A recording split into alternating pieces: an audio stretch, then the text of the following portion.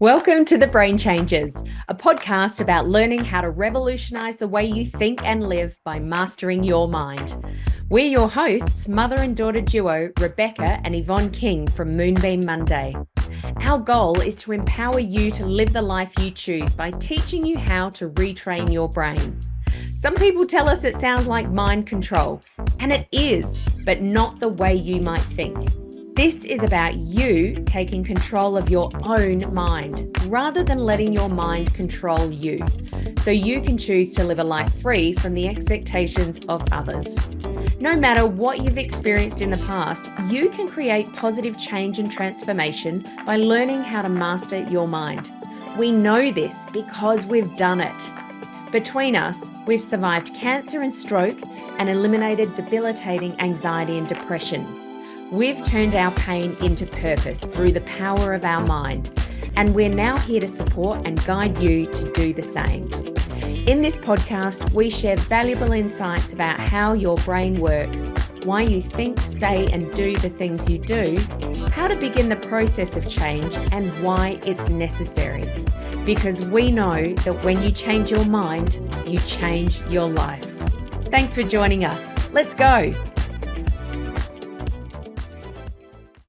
Well, hello and welcome to episode 12 of The Brain Changers, and thank you so much for joining us. Today, we have a very special guest here to talk to us about our money mindset. So let me introduce you straight up to the brain untrainer, Rik Schnabelel from Life Beyond Limits. Rik, welcome to the podcast. Thank you very much, Rebecca, and thank you for allowing me to come onto the program. We, of course, have a wonderful history together. We absolutely do. Yeah, thank you so much. I do want to give everybody a little bit of background as to how we met, because you have had a very, and still continue to, but you've had a very important role in my life. Just to give everybody a little bit of background, I think we were first introduced back in about 2019. I can't quite remember. But back in that time, as a lot of our listeners know, I was really struggling quite badly with depression and anxiety. And it was actually my mum that introduced us. Thanks, Mum. And I had a couple of coaching sessions with you because of these issues that I had at the time. And I don't know if you remember, but back then I was pretty skeptical. Yes, I do. In all honesty, I was a non-believer by that time because I'd never found any relief from any of the traditional methods of therapy that I'd been trying for years. But I was at such a low point, pretty much the point of no return, that I was ready to try anything. So luckily we were introduced, and a very long story short, what we achieved in those coaching sessions started something that has brought me to where I am today, both personally and professionally. You helped me completely eliminate depression and anxiety. And then I went on to study neuro-linguistic programming and hypnotherapy. And now here I am, one of the brain changers, helping other people overcome their obstacles and live their best life. So you've had a huge role in my life, and I'm really excited to have you on the Brain Changers now, sharing your knowledge all about money mindset. Thank you. And also, what I love about this is the great thing, I think, about the work that now both of us do, is that, you know, when you learn how to help people to shift their thinking, it's a bit hackneyed, I know, but it's the gift that just keeps giving and giving and giving. I mean, you're now helping many, many people to really empower their thinking and take their lives to the next level. So now you're having this influence on all these other people, which is awesome. Thank you. Yeah, that's right. It's the ripple effect in motion, isn't it? Yeah, it is very much so. So, Rik, let's kick off, because I introduced you as the brain untrainer. Can you explain to us what that means and how it relates to transforming one's money mindset? Yeah, absolutely. The first thing we have to understand is that everything that we are has come from a level of conditioning. And where did that conditioning come from? That came from our parenting. And of course, our social engagement, our schooling system, our education, our media, religion, and the list goes on and on and on. So essentially, everything that we are is essentially an illusion to some degree. What I mean by that is someone else can have a completely different perspective on life and, of course, go on and create a completely different life. Mm. And so the first thing that we have to understand is in the context of money, how you got your very first nickels and dimes, coins, dollars, whatever landed in your hand, Mhm. how you feel about that determines your relationship with money from Mm. the get-go. So what we have to understand is that the amount of money we make is largely due to our relationship with money, and it's all conditioning. Yes, yeah, yeah, exactly. And that makes it so simple, doesn't it? I'm trying to figure out where this actually comes from. And we talk a lot, in our podcast, in our webinars, all of those types of things about those developmental periods and when we actually take on these beliefs, these values. And many of us have these deeply ingrained beliefs about money, even if we don't realize it. It was probably not until I started working with you in terms of training with NLP that I started to hear those beliefs coming out, not only from myself, but from other people. So I'd love to ask you, what are some of the common limiting beliefs that you encounter in your work with people, and how do they impact a person's financial reality? There are there are many beliefs that have an impact on our money, and many of them are very much based on our self-esteem. In other words, I really believe that how you how much self-esteem you have almost determines how much money you can make. Oh. So, for example, if someone says to you, hey, you're really, really good at presenting ideas, why don't you come and join our organization and head up our sales department? And, that's the opportunity because Mm-hmm. someone can see the value that you have as a person. And if your self-esteem isn't to the degree of their vision for you, Mm-hmm. then what you'll hear is, no, I'm not really good at that sort of thing. Or, oh, that makes me really, really nervous to do that. Or, I haven't got the skills to do that. Or, Yeah. how far is this going to go? And what we start hearing is we hear a person's fear starting to come into the equation.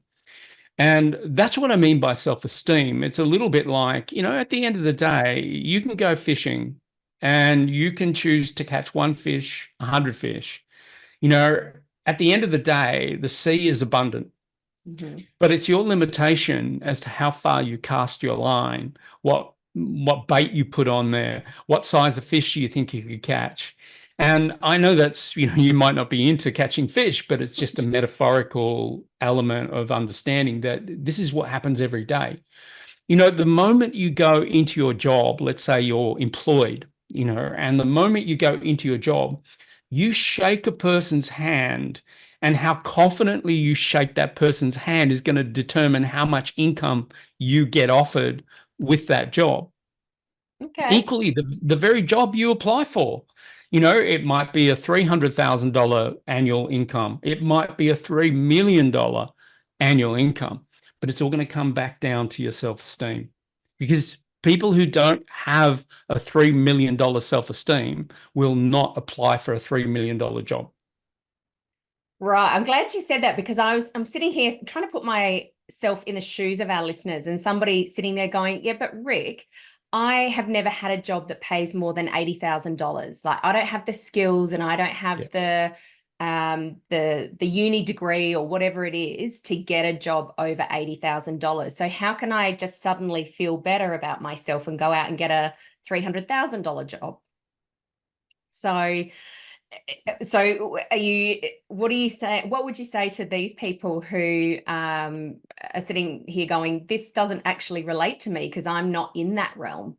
Yeah, absolutely. And there'd be a lot of people saying exactly that right now. Yeah. Because what they're looking at, if you think about what actually builds us and our belief, it's one of the legs of a table of belief is essentially evidence.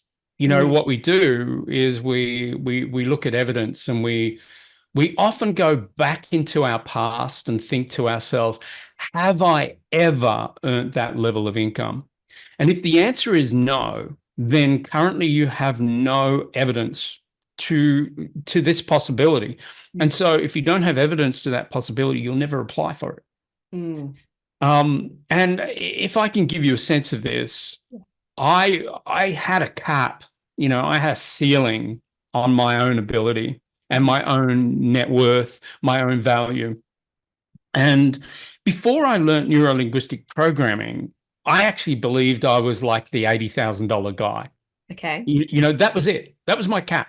Mm-hmm. I could not hit six figures. I could not earn 100,000. I think the closest I ever got to it was about maybe $87,000, $88,000. That was it. I applied for jobs that fit around that sort of level. I believe my talent skill was around that particular level. But thankfully, I was in an uncapped financial career when I was learning NLP. And when I used the skills of neuro-linguistic programming, I built my self-esteem using neuro-linguistic programming. What happened as a result, being in an uncapped environment, all of a sudden I looked at what I was earning and I was now over 100,000. So that cap, that limit had disappeared. Now I had new evidence. Yeah. And I thought, wow, this is fantastic. But I went from there to now earning my annual income in a month. Yeah, wow. And the evidence I now had was a spreadsheet in front of me, Yeah. which basically said, oh, you're earning, $80,000 this month. Oh, next month you're scheduled to earn 87,000 or whatever the amount was. Mm. So I kept looking at these amounts, and then I looked at the end, and I went, "Oh my God, I'm earning like large six figures now." Yeah. And that was new evidence because I was in an uncapped environment. But for most of us, we negotiate an income, we negotiate a role, a job, and it's limited, and some of us think, my job is I work for an accountancy firm. The maximum you can earn in that job is that. So there's already a level of expectation there. Mm. And so you anticipate, you expect, you believe that this is the environment, and so you work with that belief. Yeah. But it's to earn more money, and we're just talking about not wealth, we're talking about income. Yep. So when you're talking about, your income, you'll have a capacity which says that I can earn that. To give you an example of this, there was a gentleman who came to see me at one particular point, and I said, "What's the brief? What do you really want?" And he said, "I'd really love to double my income." Mm-hmm. And I said, "Okay, is that possible?" And he said, "No." And I said, "Okay, so why are you telling me that you want to double your income?" He said, "Well, you're the brain untrainer. I want you to untrain my brain, Mm-hmm. and I want you to lift my capacity." Mm-hmm. So as it turned out, he was already a general manager for a Chinese company. And so I said to him, let's now look and build some evidence that isn't there. So I said, if we started to brainstorm right now, what could we do with your current situation that actually could create a doubling of income? Mm-hmm. So to cut a very long story short, or a very, number of coaching sessions short, what we discovered is that this Chinese company, he was working in Australia for a Chinese company. This Chinese company, of course, had many divisions. Mm-hmm. And he had been kind of like heralded as the king. He was doing really, really well financially for their company as their general manager. Mm-hmm. So I said to him, here's an idea. What if you took what you did here in Australia and you jumped on a plane, went over to China, met with the board of directors and said, here's my proposal. I would like to take what I know about Australia, implement our strategies in the Hong Kong division, and if I can do that, will you increase my income? Hmm. To cut a very long story short, they doubled his income. Wow. Okay. So, so, so they basically said, here you go. So, Yeah. you know, what I haven't told you though is that as we were developing this, the thing that we really had to work on mostly was his belief system. Yeah. So he could start to believe that there were ways, there was a methodology, there was an opportunity. And so we had to shift his belief system, and then the strategies made sense to him. Mm. And then he backed himself by contacting the company and saying, here's what I'd like to propose. Can I jump on a plane and meet with you Mm. guys? And that's exactly what happened. So, it's not rocket science, really.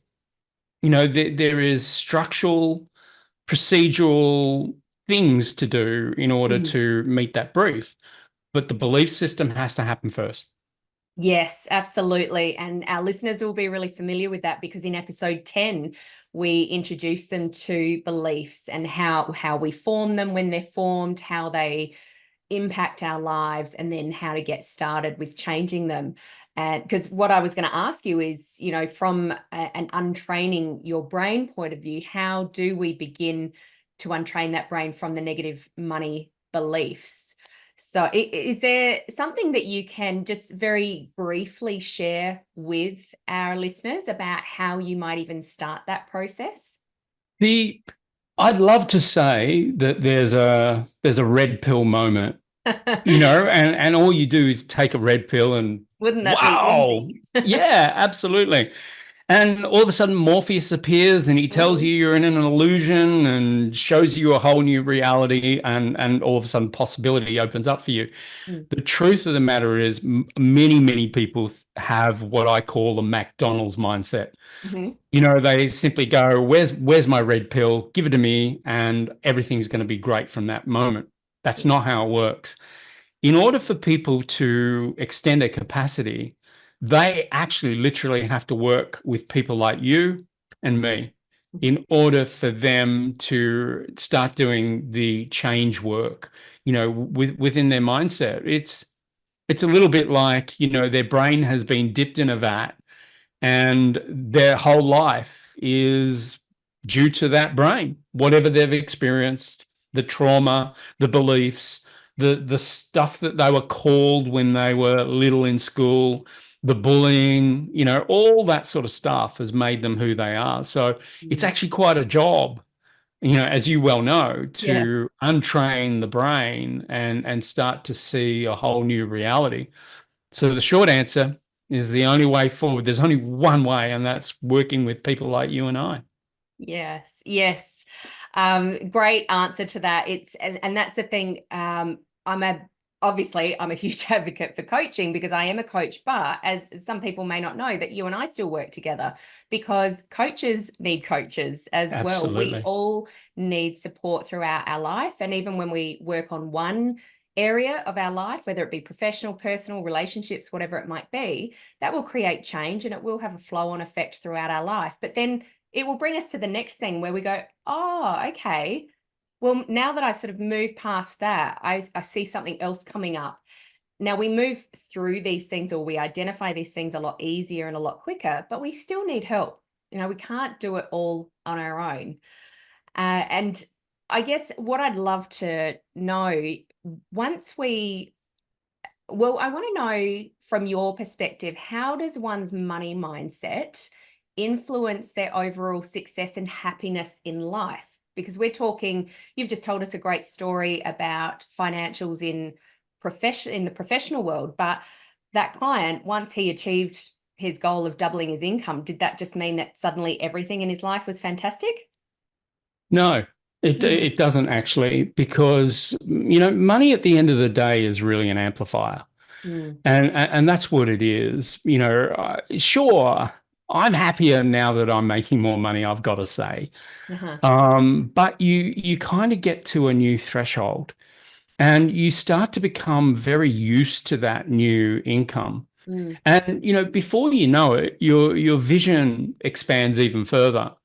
And all of a sudden, all these new challenges come up. And like you have, me coaching you, I have a coach coaching me too, Mm. because you don't kind of hit this level of money and then all of a sudden, you're in a Disney movie and, everything's wonderful. Yeah. You find yourself hitting the next level, the next threshold that you really need to move through, because you end up with a whole new raft of problems.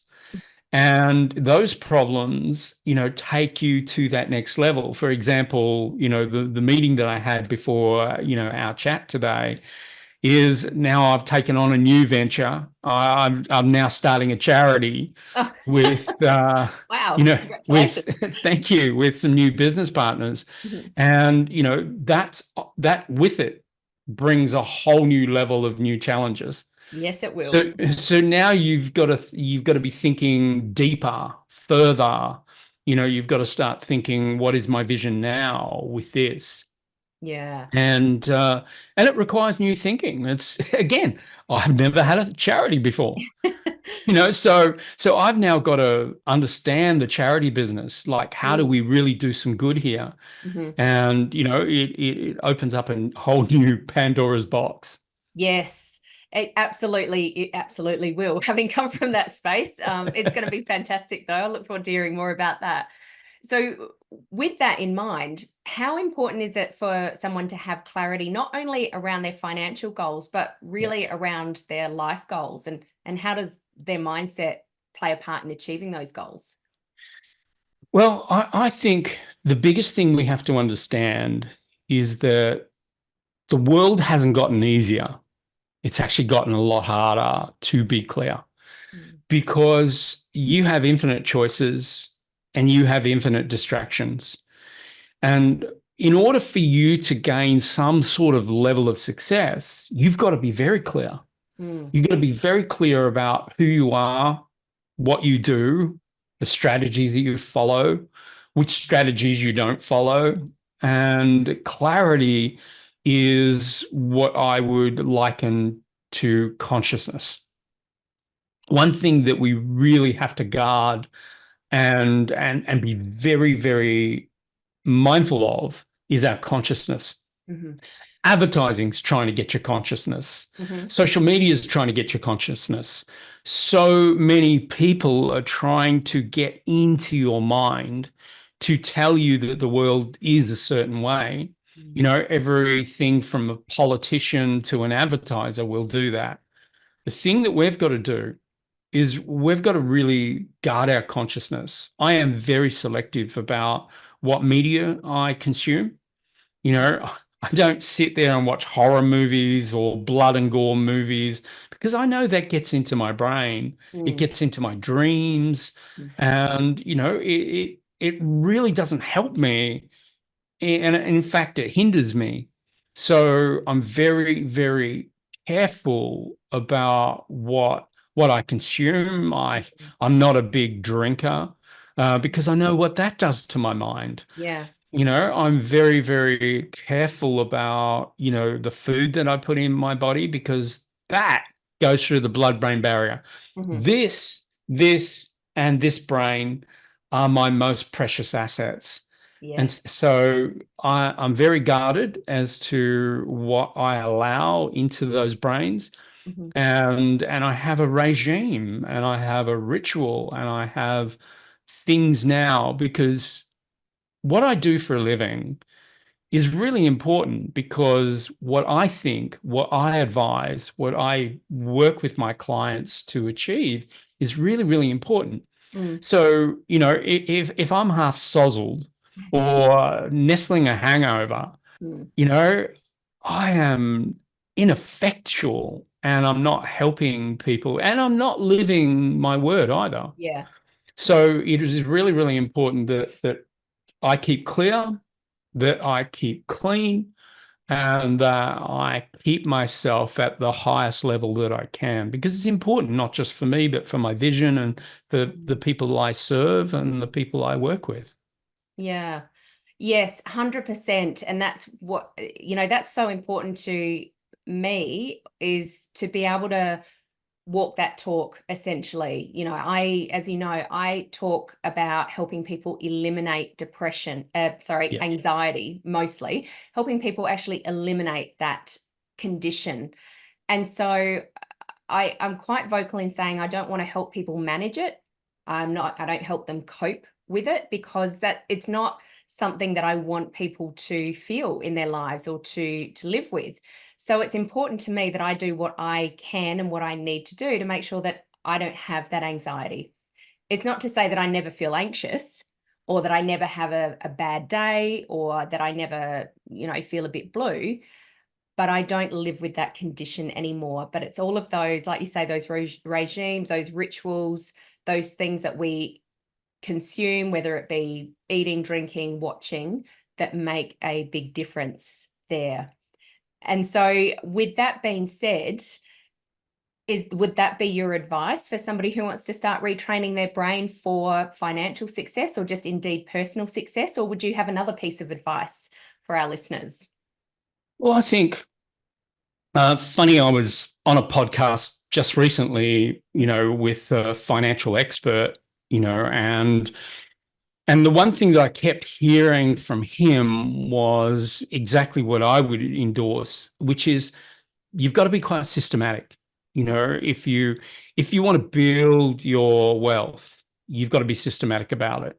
Mhm. And you've got to follow regimes, and it can be quite overwhelming. There can be so many steps to it, so many changes, so many things that you've got to embrace. And that's overwhelm, having too many things to think about. But to simplify, you just simply ask yourself, what's the first step? Yeah. What's the first thing that you got to do? And someone who wants to play a different game in the money game, what you do is all of a sudden you just simply say, well, I've got an extra $200. At the end of the month, there's an extra $200. I'm going to grab that 200. I'm going to invest it. Mhm. And then it's easy. Then it's really simple. It might not be a significant amount. You're not going to make, sheep stations with Yeah. $200, Yeah. a month, but it's a start. Yeah. It's a beginning. It's a little bit like, what you don't do is you don't all of a sudden, go, oh my God, look at my body. I'm really unhealthy. I'm really not strong. I'm not flexible, or whatever it might be. And you don't go into the gym, and put 2,000 pounds, on your weights. Yeah. You start small, Yeah. and you stretch your body a little. Mm. And, even in the coaching space, when someone says, hey, this is what I want to achieve, I want to start my own business. You don't say, okay, let's build a multi-million dollar business. You go, no, let's just start small and start little, and make sure that we have congruent behaviors that, that start moving you towards your goal. Mm. And, not everything starts out perfectly. We certainly know that. Yes. Yeah. You just get out there and start doing the behaviors, and, things start shifting, and you begin to get those results that you're really looking for. And then you push a little further, you stretch a little further, and you just keep moving yourself to where you need to be. Yeah. Great advice. It's all about taking action, isn't it? But it doesn't have to be Yeah. massive action, No, it doesn't. intentional action, and just taking that first step, even if it's small, that's going to help you achieve whatever your goal to success is. And everybody's goal is going to be different, but just taking that first step, getting started, not waiting, just going for it. I love that. Rik, thank you so much. You've obviously, we could sit here and talk for hours on this We could. topic and many, many more, but we will wrap it up. But what I'd like to just ask, if people want to know more about what you do, or because you offer so much in terms of educating people on their mind and how they can make changes, where can people find you? Probably the easiest place to find me is through lifebeyondlimits.com.au. Great. And there's so many different things, videos, all sorts of resources on there. So that might be a good first step.